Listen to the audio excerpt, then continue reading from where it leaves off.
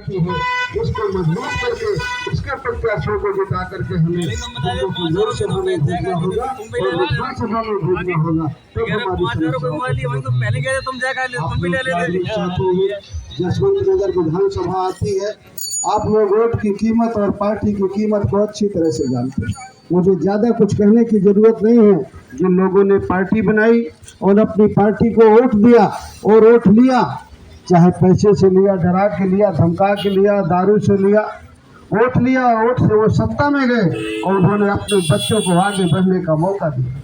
और जिन लोगों ने आज़ादी के बाद अपने वोट की कीमत को नहीं पहचाना, अपने वोट को बेचा, उनके बच्चों को और उनको आज भी आगे बढ़ने का मौका नहीं मिला है। इसलिए हम आपसे ये कहने के लिए आए हैं कि आप लोग जागरूक हैं, वोट की ताकत को जानते हैं, संगठन की ताकत को भी जानते हैं। अगर अपना संगठन आप मजबूत करेंगे, अपनी पार्टी को मजबूत करेंगे और अपनी पार्टी के प्रत्याशियों को जिता करके भेजेंगे तो हम अपने हक अधिकार की लड़ाई को लड़ पाएंगे।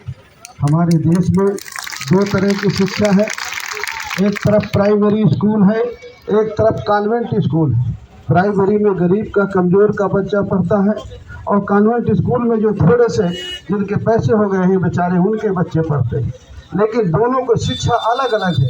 और जब कॉन्वेंट का बच्चा और प्राइमरी का पढ़ने वाला बच्चा जब आगे परीक्षा में बैठता है तो प्राइमरी वाला बच्चा फेल हो जाता है, पीछे रह जाता है। इसलिए हम चाहते हैं तो चाहे वो गरीब का बेटा हो, चाहे अमीर का बेटा हो, दोनों की शिक्षा एक तरह की होना चाहिए।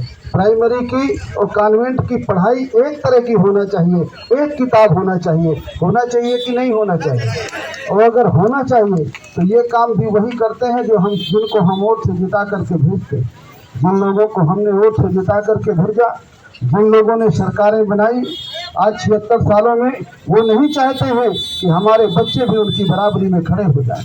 अगर हमें अपने बच्चों को आगे बढ़ाना है, जीवन के हर पहलू में उनको आगे बढ़ने को मौका देना है, तो हमें अपनी पार्टी जन अधिकार पार्टी को मजबूत करना होगा, तब हमारी समस्याओं का समाधान होगा। हमें थोड़ा आने में देर हो, फिर भी आप लोग इतनी बड़ी संख्या में यहाँ खड़े हैं, उसके लिए आप सब लोगों को तहे दिल से शुक्रिया और धन्यवाद। वैसे तो आप भगवान बुद्ध को मानने वाले लोग हैं। इस इटावा महलपुरी में बड़े पैमाने पर लोग औरैया में भगवान बुद्ध को मानते हैं। कुछ साथी हमारे बनारस से भी हैं, जैसे हमारे संगठन मंत्री पटेल विजय नारायण वर्मा जी, हमारे रानी मौर्य जी, तो भगवान बुद्ध का यहाँ अंतिम समय होता है, उमा जी वहाँ से कुशीनगर से, बहुत सारे साथी इस यात्रा में हैं। लेकिन भगवान बुद्ध को मानने के साथ साथ भगवान बुद्ध की भी मानना चाहिए। खाली भगवान बुद्ध को मानना नहीं चाहिए, भगवान बुद्ध की मानना चाहिए। भगवान बुद्ध के वो तीन है,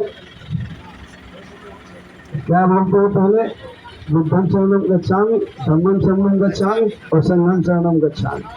बुद्धं शरणं